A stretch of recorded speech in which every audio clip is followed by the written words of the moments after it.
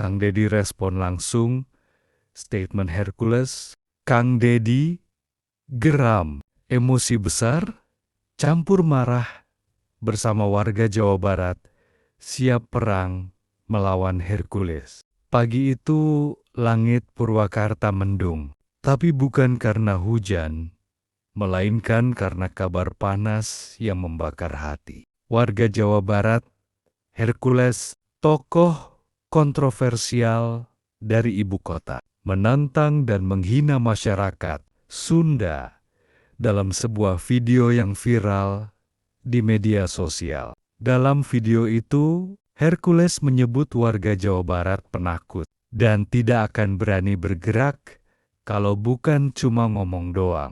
Kata-katanya kasar, nadanya melecehkan. Tak butuh waktu lama, video itu menyebar ke ribuan grup WhatsApp. Salah satu yang melihat video itu adalah Kang Deddy Mulyadi, mantan Bupati Purwakarta. Itu sedang sarapan sederhana di beranda rumahnya.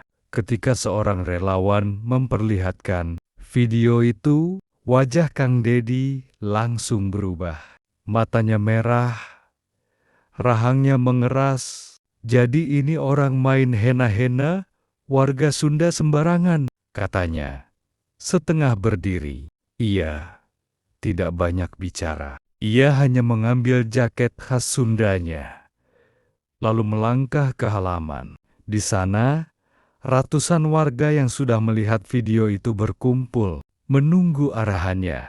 Kang Deddy, urang tu bisa cicing we, harga diri urang diinjak-injak, yo kudu dibales, teriak seorang petani tua yang menggenggam bendera merah putih kecil. Kang Deddy mengangkat tangannya, tanda meminta semua diam. Suaranya tenang, tapi nadanya mengguncang. Hercules sudah melewati batas. Kalau dia cari perang, kita layani. Tapi ini bukan perang fisik. Ini perang harga diri. Ia memutuskan untuk membuat video balasan. Tapi bukan video penuh sumpah serapah, melainkan pidato dengan logat Sunda yang tegas, berisi peringatan keras. Hercules, anjeun nyiksa rasa hormat urang Sunda. Anjun pikir urang moal ngalawan, urang bisa tenang, tapi urang tu pernah pengecut. Kami tidak cari musuh, tapi kalau dihina, kami akan berdiri, ucap Kang Deddy dalam video itu. Video itu meledak. Dalam 2 jam, 1 juta views. Komentar membanjiri. Warga Sunda dari Garut, Tasik, Bandung, hingga Cirebon bersatu dalam kemarahan yang sama. Tapi kejutan datang malam harinya. Hercules merespons balik. Dalam video live-nya, dia malah menantang Kang Deddy datang ke Jakarta kalau memang berani. Kalau kamu merasa jago, Deddy, datang ke Tanah Abang. Ajak warga kamu yang katanya berani itu, ucap Hercules sambil tertawa sinis. Kang Deddy tidak menunggu lama. Ia mengadakan rapat darurat bersama tokoh masyarakat Sunda. Kita harus beri pelajaran, tapi bukan dengan kekerasan. Kita tunjukkan siapa yang benar-benar punya adab. Esoknya, ribuan warga Jabar berbondong-bondong ke Jakarta. Mereka bukan membawa senjata, mereka membawa budaya, angklung, pencak silat, dan kain kebesaran Sunda. Di Tanah Abang, massa sudah menunggu. Polisi berjaga ketat. Hercules terlihat berdiri di balkon markasnya, tertawa dan menganggap itu semua lucu. Tapi ketika Kang Deddy tiba dan berdiri di atas panggung darurat, suasana berubah mencekam. Ia memulai pidatonya. Kami datang bukan untuk berkelahi. Kami datang untuk mengingatkanmu, Hercules, bahwa adat dan martabat lebih tinggi dari otot dan senjata. Tiba-tiba, dari arah belakang, Ada lemparan botol ke arah warga. Ricuh. Massa dari pihak Hercules mulai memprovokasi. Polisi mulai menahan. Tapi suasana makin panas. Kang Dedi berdiri di depan barikade. Ia mengangkat tangan dan berteriak, "Tahan, ini bukan cara kita."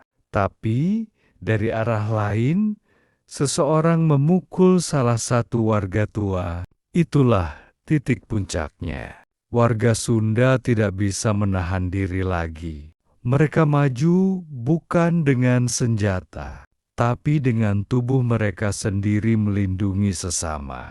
Membentuk lingkaran solidaritas. Dalam kekacauan itu, Hercules turun ke bawah, mencoba mendekati Kang Dedi. "Kalau mau duel, sekarang waktunya," katanya dengan mata melotot. Tapi yang dilakukan Kang Dedi mengejutkan semua orang. Ia membuka ikat kepala Sundanya, lalu menyerahkannya ke Hercules. Ini bukan simbol kelemahan, ini simbol kehormatan. Tapi kamu tidak pantas memilikinya. Hercules terpana. Warga terdiam. Tiba-tiba, seorang ibu-ibu dari Garut maju dan menampar Hercules. "Anak saya dihina karena video kamu." Saya sudah cukup diam. Situasi makin kacau. Tapi kali ini bukan warga Sunda yang menyerang, melainkan warga Tanah Abang sendiri yang mulai bersimpati pada Kang Dedi dan menyoraki Hercules. "Lu malu-maluin, Her. Gua asli Betawi. Tapi gua nggak suka cara lu hina orang," teriak seorang pria dari balkon. Malam itu, berita utama seluruh media adalah tentang keberanian Kang Dedi dan solidaritas warga Sunda. Tagar "Sunda tidak diam" jadi trending selama 48 jam. Presiden pun akhirnya turun tangan. "Saya minta semua pihak menahan diri. Tidak ada ruang untuk kekerasan dan penghinaan di Republik ini," katanya dalam konferensi pers. Hercules, ia diam tak bersuara selama seminggu.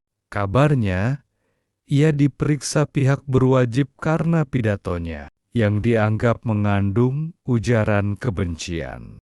Di sisi lain, Kang Dedi kembali ke Purwakarta disambut seperti pahlawan. Tapi ia hanya berkata singkat, "Saya hanya warga biasa yang tak mau dihina begitu saja." Cerita ini bukan tentang siapa menang atau kalah. Ini tentang keberanian melawan arogansi, tentang rakyat kecil yang tak bisa lagi ditindas, dan tentang satu hal penting, kehormatan tak bisa dibeli, apalagi diinjak. Seminggu setelah kejadian itu, Kang Dedi menerima undangan resmi dari Istana Negara. Presiden ingin bertemu langsung untuk membahas peran masyarakat adat dan nilai-nilai lokal dalam menjaga keharmonisan bangsa. Di istana, Kang Dedi datang mengenakan pakaian adat Sunda lengkap. Dalam ruangan itu, ia berdiri sejajar dengan para menteri, jenderal, dan tokoh-tokoh nasional. Tapi tatapannya tetap tajam. Tidak ada rasa gentar sedikit pun.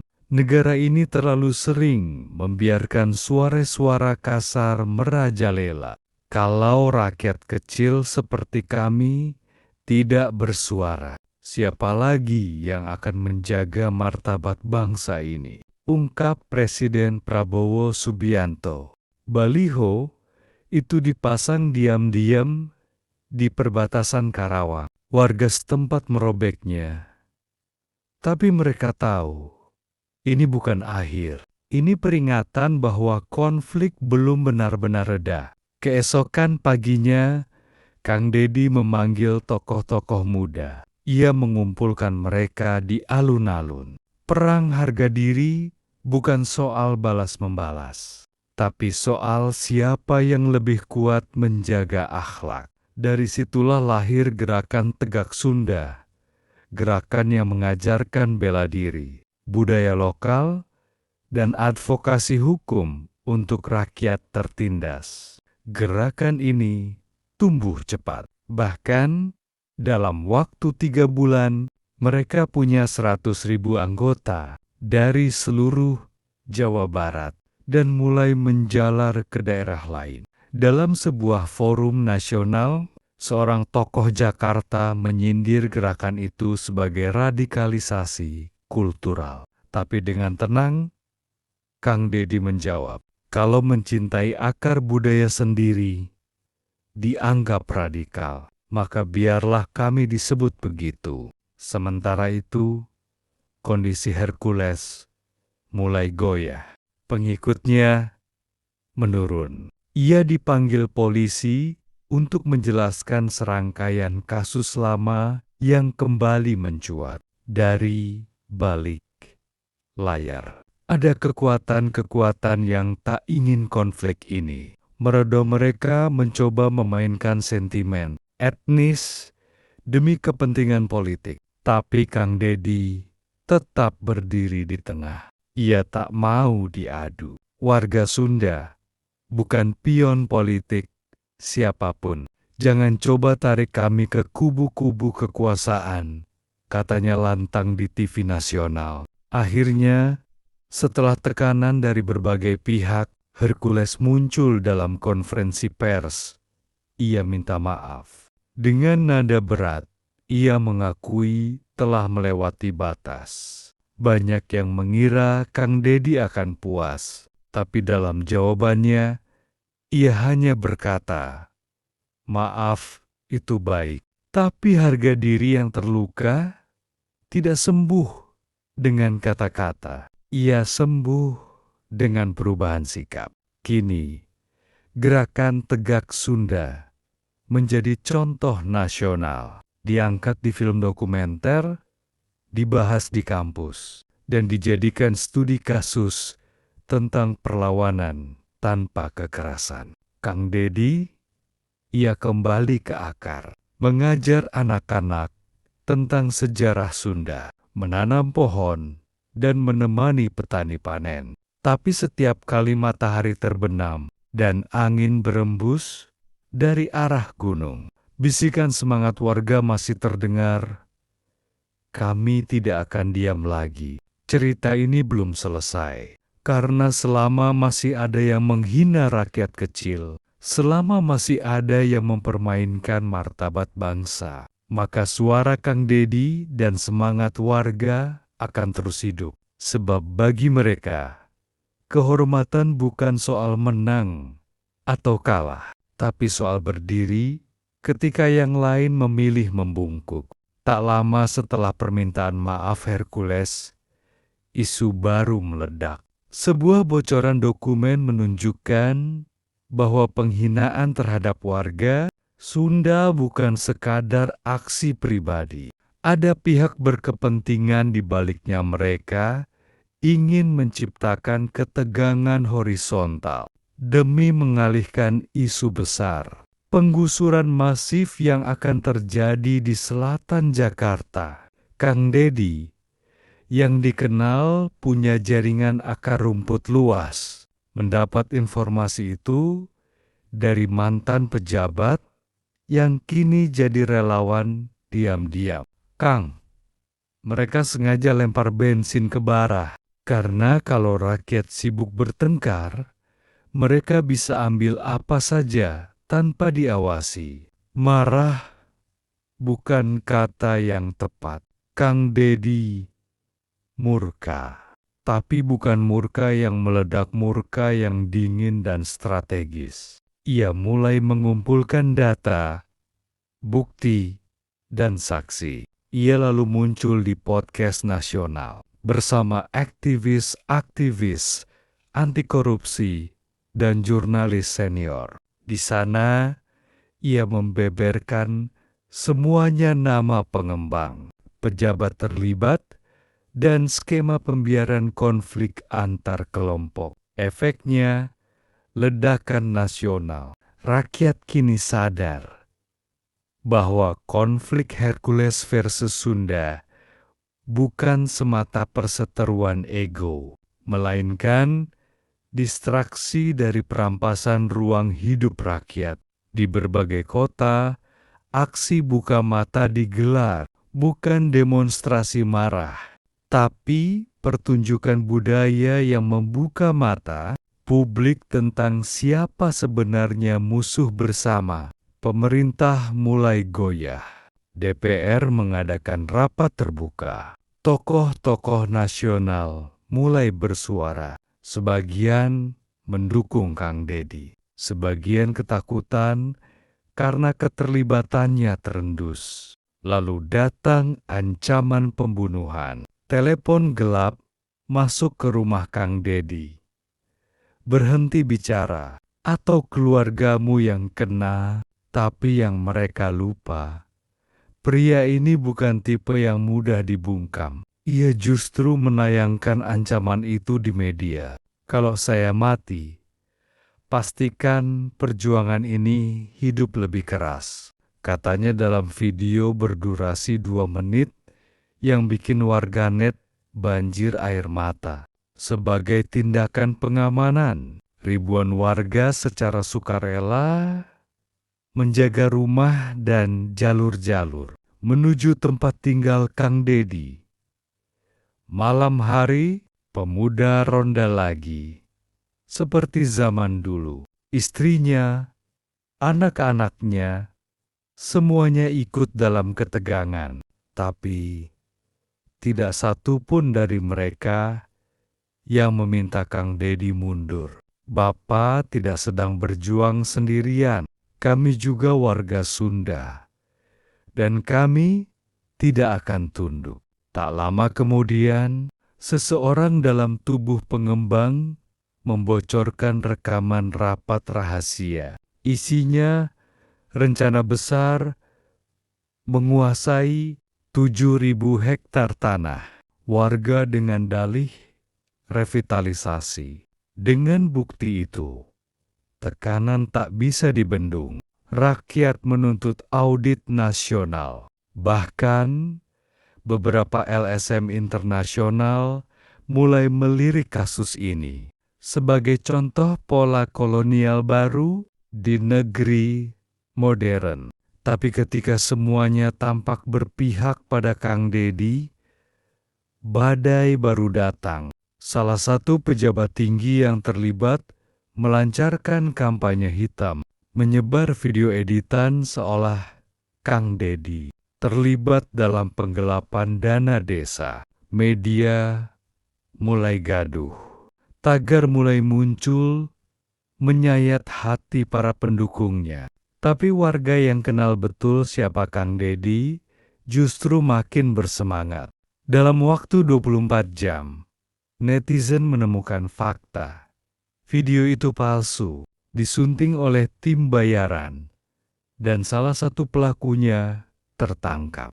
Kang Deddy tidak bereaksi berlebihan. Ia hanya tersenyum pahit.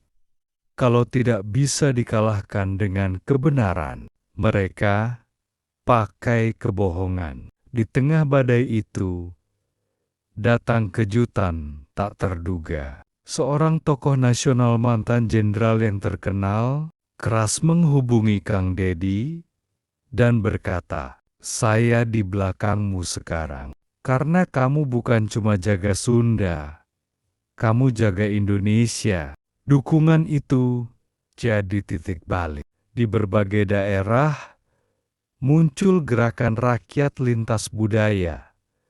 Batak dukung Sunda, Minang bareng Priangan, Toraja untuk keadilan. Bangsa ini mulai sadar. Musuh kita bukan antar suku, tapi ketidakadilan. Di bulan berikutnya, terjadi aksi terbesar dalam sejarah modern Jawa Barat.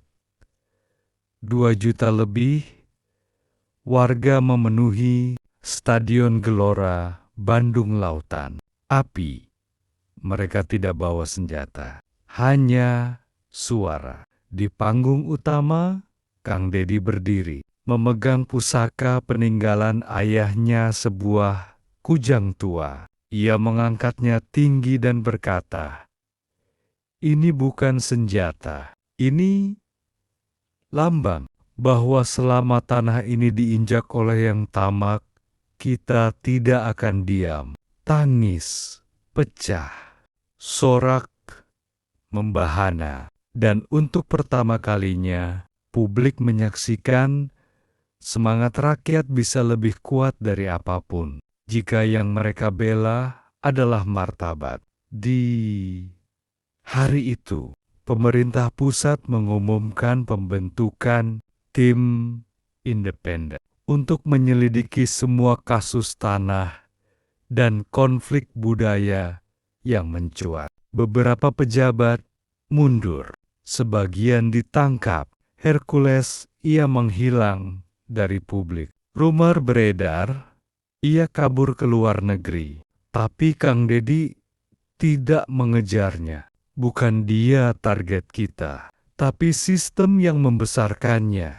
Kini, gerakan Tegak Sunda bertransformasi menjadi Tegak Nusantara. Visi besarnya menjaga kehormatan rakyat di setiap jengkal tanah air. Dan di tengah semua itu, Kang Dedi tetap sederhana. Ia tidak mau jadi capres, tidak mau jadi menteri. Ia tetap bicara di saung, tetap makan nasi liwet, tetap naik motor tua.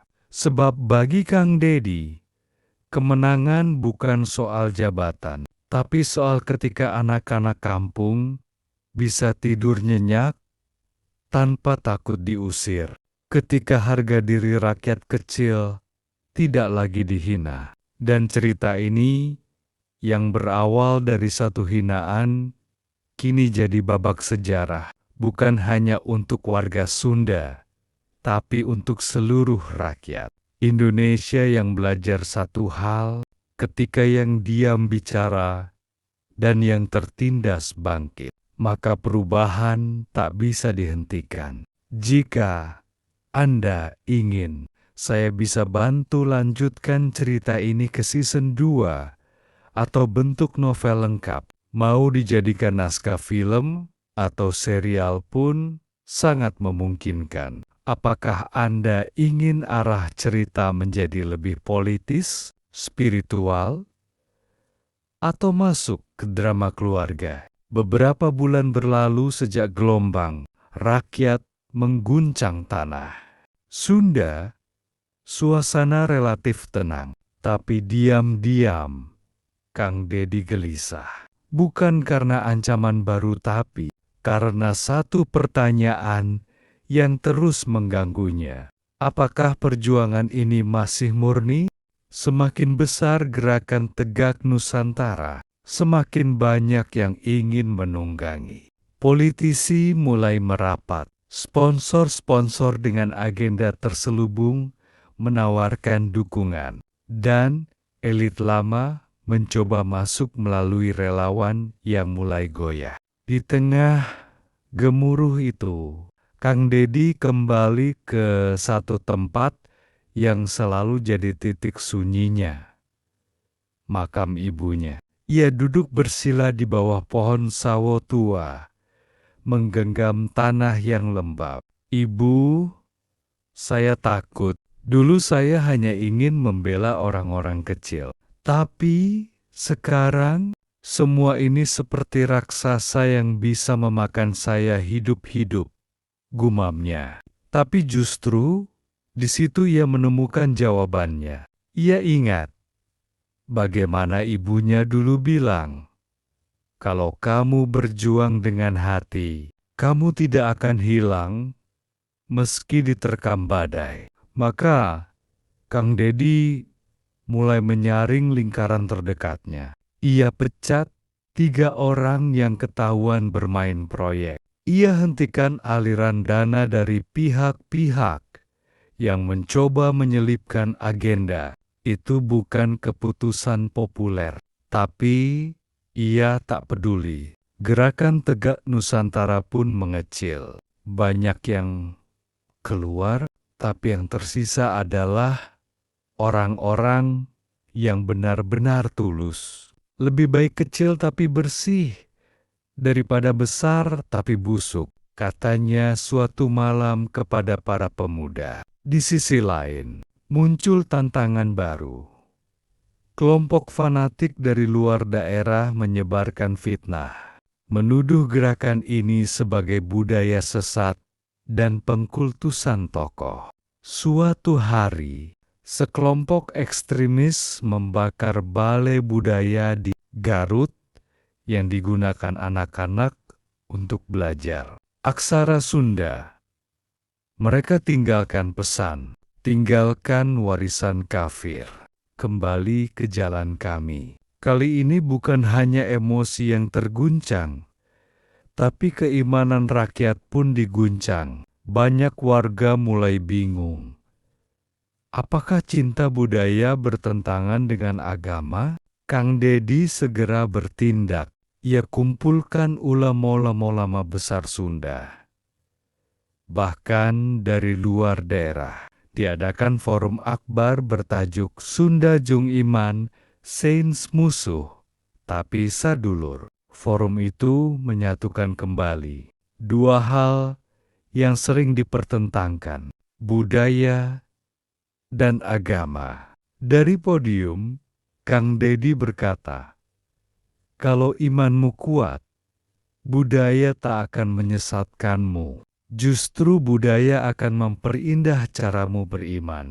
Forum itu menjadi penawar luka. Banyak yang kembali, bahkan sebagian tokoh dari kelompok ekstremis datang diam-diam meminta maaf. Salah satunya bahkan menjadi pengajar aksara Sunda di pesantren. Tapi lelah mulai terasa. Kang Deddy, meski tegar, adalah manusia. Suatu malam, ia pingsan di tengah pidato. Dokter memvonis kelelahan parah dan tekanan jantung tinggi. Kabar itu menggegerkan. Warga menangis. Di media sosial, doa mengalir deras. Tapi ketika sadar di rumah sakit, Kang Deddy malah tersenyum dan berkata, "Masih banyak yang belum saya tanam." Tapi istri dan anak Kenania mulai bersuara, "Pak, berhenti dulu. Jangan sampai yang Bapak perjuangkan justru kehilangan Bapak." Itu malam pertama Kang Deddy bener-bener menangis. Bukan karena ancaman atau konflik, tapi karena dilema antara panggilan sejarah dan cinta keluarganya,